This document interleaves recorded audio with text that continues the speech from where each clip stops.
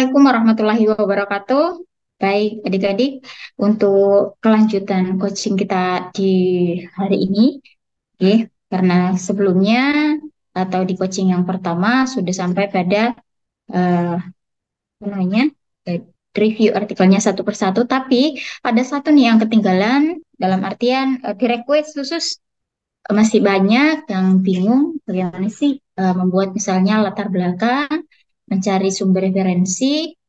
Nah, ini ada salah satunya dengan menggunakan software di mana sudah dibantu untuk membuatkan misalnya paragraf dilengkapi dengan sumber referensi. Sumber referensinya nanti teman-teman boleh memilih mau menggunakan atau tidak, jadi boleh memfilter gitu ya. Contohnya seperti ini ya. Oke, sudah tampil di layar nggih? Baik. Nah, bisa menggunakan atau mengunjungi typeseed.io. Kemudian, kalau memang belum memiliki akun, cukup login dengan menggunakan akun Gmail, sudah otomatis nggih, langsung aja nggih. Karena kebetulan saya sudah login dan punya akun, berarti tampilannya kurang lebih atau di tampilan awalnya kurang lebih seperti ini. Nah, di sini ada dua cara untuk kemudian meminta bantuan di Space ini. Yang pertama, ketika eh, apa namanya kata kunci yang Anda cari atau mau dibuatkan paragraf dari dokumennya atau dari miliknya Space Paper, jadi punya data dia. Kemudian yang kedua ada My Library. Ini pilihan kedua apabila teman-teman sudah memiliki dokumen, misalnya beberapa artikel jurnal, sudah di-download, di save di komputernya nanti atau di PC-nya nanti boleh di My Library ini kita upload. Oke. Nah, kalau yang belum punya file, nah boleh kita coba dulu yang Space Paper ini. Misal, bagaimana sih? Nah, ini kebetulan misalnya pentingnya pembelajaran pembelajaran kolaboratif secara online. Berarti nanti paragrafnya kita dibuatkan apa pentingnya pembelajaran kolaboratif secara online. Kemudian kita searching seperti apa hasilnya. Kita tunggu beberapa saat. Kalau jaringannya bagus, nah ini juga akan cepat set untuk kemudian tampil paragraf dan juga sumber referensinya. Nah, ini sudah tampil ya di bagian ini. Insight from Top 5 Papers. Nah, pembelajaran online kolaboratif penting karena beberapa alasan. Yang pertama, meningkatkan pembelajaran dan retensi siswa dalam kursus online. Nah, ini ada sumber referensinya langsung. Nah, kita boleh cek, ini sudah ada ya. Kemudian, apakah ini ada di urutan yang pertama, ternyata ada di bawah sini. Sebenarnya ketika mau mengidentifikasi sumber referensi yang ada pada paragraf ini, boleh langsung klik atau misalnya diarahkan kursor ke nomor-nomor yang tertera, kemudian kita akan diarahkan ke apa namanya ini sumber referensinya. Tapi saya sarankan karena kalau klik yang di sini langsung artinya apa namanya sumber referensi yang muncul itu adalah miliknya Space atau datanya di situ. Nah, saya sarankan misalnya kalau nomor satu ini sama ini maka lebih baik atau lebih uh, enak ketika kita langsung klik DOI-nya yang ada di sini. Di urutan 1 sampai 5 ini nomor 5 kolaboratif online learning. Coba kita lihat urutannya ke bawah 1, 2, 3, 4, 5. Nah, sampai di sini nih yang ada tadi dibentuk dalam satu paragraf sumber referensinya sampai di sini. Ya, ini ada dari artikel jurnal, kemudian ada dari book chapter, kemudian ini juga jurnal, ini book chapter, kemudian jurnal. Oke.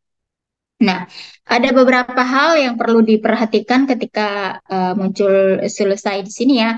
Ini boleh copy paste, kemudian di parafrase dan minimal sudah ada petunjuknya bahwa alasan ini atau hasil atau kata-kata ini berada pada sumber referensi nomor sekian atau judul artikel yang ini. Nah, kita lanjut. untuk melihat beberapa perkenalan dulu ya. Ini add column, ini kalau misalnya bisa ditambah, bisa dikurangi. Kalau ini dipilih, misalnya dipilah ya. Nah, ini yang tampil adalah conclusion, kemudian metode. Nah, ini karena saya memilihnya otomatis ya. Ini hanya dua yang saya berikan tanda centang.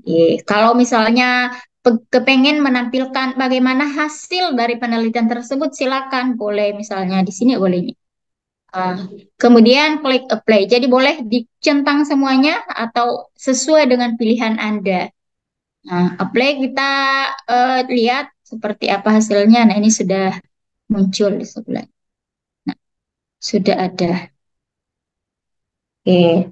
Ini untuk khusus yang menu add column. Kalau misalnya ini mau ditambahkan sini silakan boleh di apa namanya diberikan tanda centang. Kemudian boleh lagi difilter. Misalnya hanya mau menampilkan yang PDF saja atau mau menampilkan yang open access. Berarti yang tampil di sini hanya yang PDF atau open access saja. Misalnya ini kita beri tanda centang.